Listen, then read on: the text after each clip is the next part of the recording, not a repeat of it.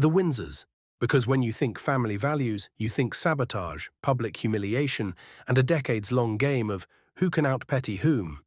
Welcome back to yet another episode of How to Undermine Your Brother 101, starring Prince William, co-starring his own grudges, and guest-starring literally every one of Harry's charities.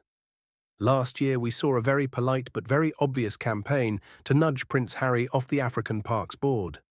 By nudge, I mean full-on royal-sized shove disguised as polite suggestion. Of course, the PR machine made it sound like it was all about optics and reputation, but anyone with two functioning neurons could see the fingerprints all over it. Spoiler, they said William on the glove tag, and, like clockwork, the Centrebile catastrophe followed.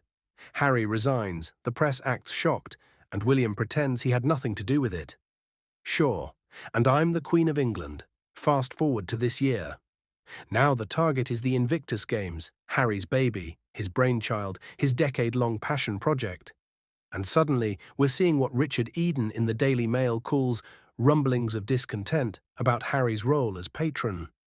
Eden quotes a source close to the Invictus Games Foundation, fretting that the Duke has become a divisive figure in the armed forces. Because nothing says unity for wounded veterans like throwing the founder under the bus right before the Birmingham 2027 Games. The kicker? These sources whisper that maybe Harry should step back for the good of Invictus. Ah yes, the classic "we're just worried about you" speech right before someone steals your parking spot, your office plant, and your Netflix password.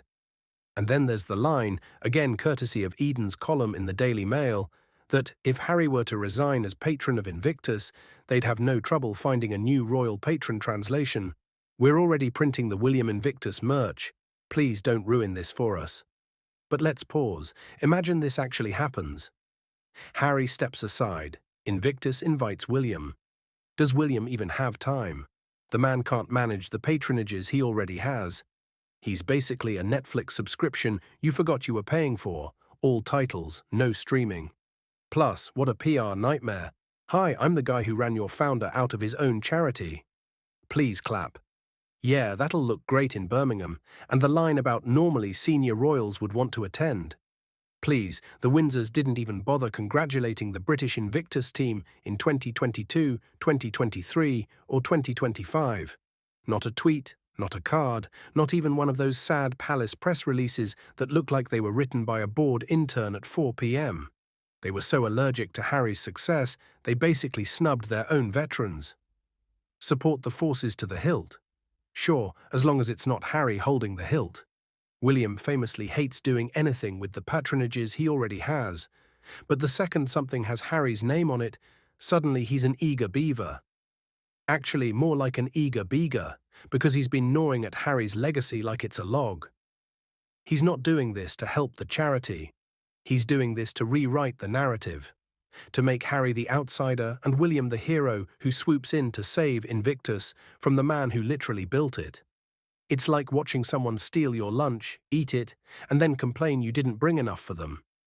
And yes, Eden in the Daily Mail dutifully notes that Invictus has changed the perceptions of mental health, of military personnel, and of disability worldwide, thanks to Harry's spotlight, before immediately floating the idea of a new royal patron as if you can swap founders like light bulbs. Because nothing says support like dangling a replacement prince over a decade-long legacy. At the end of the day, Invictus isn't just another royal ribbon-cutting gig, it's Harry's signature achievement. It changed the conversation on mental health, disability, and veterans. It gave real people real hope. Trying to hijack it isn't just tacky, it's insulting to every service member who's competed under that banner.